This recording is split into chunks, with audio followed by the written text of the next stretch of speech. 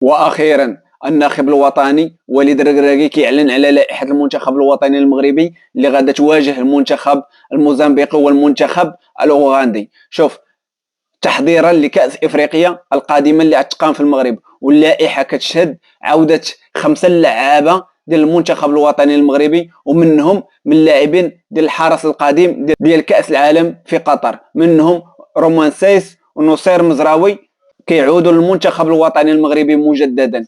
اللاعبين الجدد اللي توافدوا على المنتخب الوطني المغربي: انس صلاح الدين، سفيان الرحيمي، وسفيان ضيوف اللاعب نيس.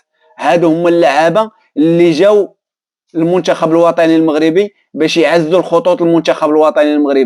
صراحه انا شخصيا كنت كنحبذ يبقى سفيان الكرواني في بلاصه صلاح الدين، ولكن اختيارات وليد الركراكي ما يمكنناش نناقشوها حاليا، حيت حنايا في الابواب ديال كاس افريقيا ما يمكنناش نناقشوا القرارات ديال وليد الركراكي. عندك في خط الهجوم سفيان ضيوف، انا كنت كنتمنى يعود سفيان بوفال ماشي سفيان ضيوف، ولكن هادو اختيارات ديال المدرب، ما علينا الا نحترموا الاختيارات ديال المدرب. هذه هي التشكيله ديال الناخب الوطني وليد الركراكي. انا ما جايش ندير تعقيب على تشكيله المنتخب الوطني المغربي، انا جاي نقول لكم هذه هي تشكيله المنتخب الوطني المغربي.